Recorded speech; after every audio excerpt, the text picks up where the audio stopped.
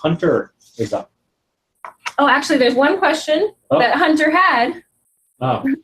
She was just saying, let him know if there's anything he can do in South Africa to help stop with the import of rhino horn and elephant ivory into your state. So, because he's works with rhinos in South Africa, Cape Town, and so he's very passionate about that cause and would love to. I really encourage all of you to reach out to each other and help each other with various campaigns and projects. So that's so great that you're doing that, and I hope to kind of connect you two on that later. So, all right, thank you. Comment from Hunter, and speaking of Hunter, hi Hunter. How are you feeling? Hello. Hello. Still feeling a bit odd and confused and very tired. So. Yeah, just to let everyone know, Hunter had an unfortunate sports accident, so he got a concussion. So we're really happy you can join us. Just if you have any issues, we'll just play your video and you're good to go. But I'm so happy you could be here and take it away. Okay, thank you. My name is Hunter Mitchell and I'm 11 years old and I live in Cape Town, South Africa. And my passion is rhinos. And since I got the concussion from rugby, I have a video for you. Okay, and just so you know, Hunter, I'm using your video that you originally showed us because it's shorter. So okay, we'll play that. We'll play that now. Thank you so much. Okay, thank you. Let's see if this works.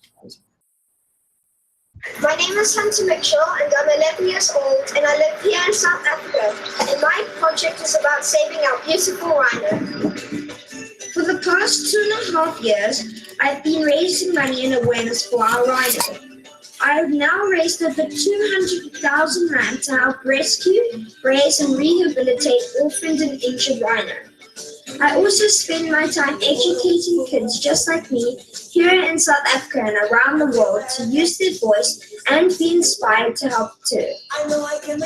We've only been given one planet to love, share and protect. We as the youth are the next caretakers of our planet. We need to take action now before it's too late.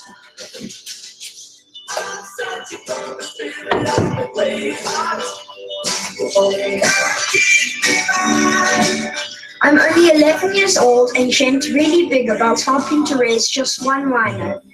I'm achieving my dreams so I know anything is possible, even if you are small. We as kids can be the change for the future of our rhino. We need to be. Let's dream big together so we can all have the privilege of having these amazing animals in our future.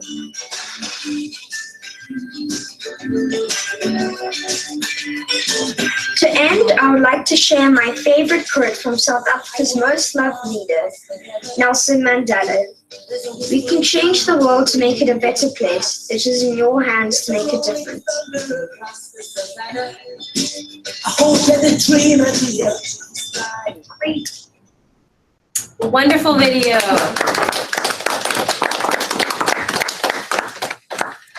Does anyone have any questions for Hunter? Hunter, do you have any comments you want to mention before? Or anything else? No. Okay. I want to know if anyone had any questions.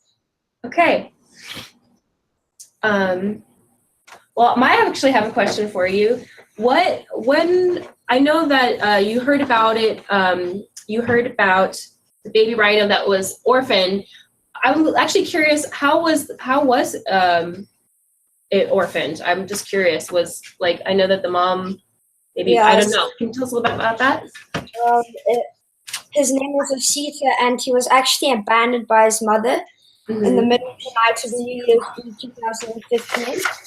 And we were suspecting that he was too heavy as well, because he was quite heavy for his age. And also, I think the mother was too stressed with some of the other mothers around her with all their babies and may have got a bit confused. And so Osita was just left in the middle of the bush, and it was so cold and lonely. And he was about to die because they need at least quite a lot of milk when they're born in the first 12 hours. and it was past over that 12 hours, so we were very worried. But thank goodness Aquila, with the reserve he was born on, took action very quickly, so I'm very grateful for that. Wonderful. Do you have any other rhino babies you're going to help, or other animals? Yes, I'm willing to help any animals, especially rhino. Also, Sita has a little brother called Jumbo. They live with each other on the reserve, but they're very well protected because the bull on the reserve is quite aggressive towards them.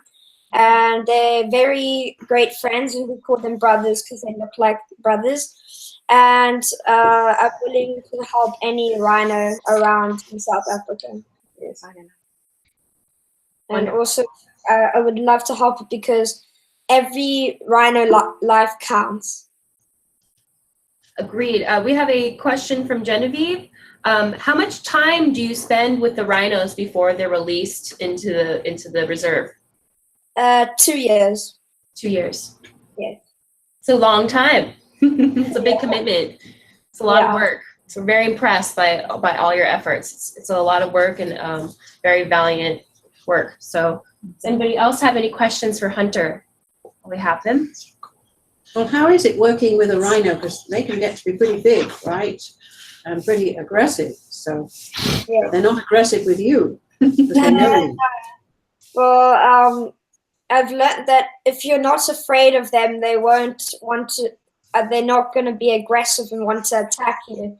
So if you be chilled out and be their friend, they'll actually don't charge at you. They will just wander around you, maybe try and eat your hand. What's rhinos' favorite food? What do they like to eat? Well, when they're babies in their first 18 months, they only drink milk, but towards the end of the 18 months, they normally eat grass.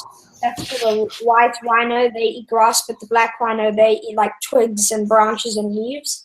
And when they pass the 18 months, we've fully weaned them off milk, and they're all on lucerne and grass. Wow, I had no idea. Hannah had a question. Oh, Is there, can you substitute cow's milk? Is that what you do for the babies? No, we use horse milk because rhinos and horses have the same digestive system. And so we use horse milk for the rhino's milk. Hannah, I think you had a question. You can just take yourself off mute if you want and ask it. Okay, yeah. So you were doing amazing work, so congratulations. But I wanted to know, have you noticed that rhino poaching has been a huge problem in South Africa? Because I know it happens in a lot of different places in Africa, but I didn't know if it was a huge problem in South Africa. So I raise money the money that I raise, and I've raised $16,000 US. That goes to raising and rehabilitating rhinos, maybe orphaned rhinos. And those orphan rhinos are from mothers in Africa who have been killed by poachers, and that money goes in to save the orphans who have been left behind, and they get taken to special orphanages to take care of them for 2 years, and they get safely back released into the wild. Awesome, thank you. great question. Do we have any others for Hunter? Do you have any recruits to help you replicate your work?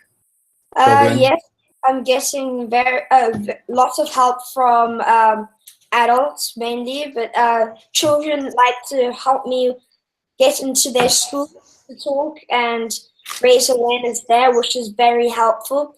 And businesses are helping me as well donate money and help me make orphanages sometimes because they've got the money. And I've got sand parks. I had Dr. Johan Malan.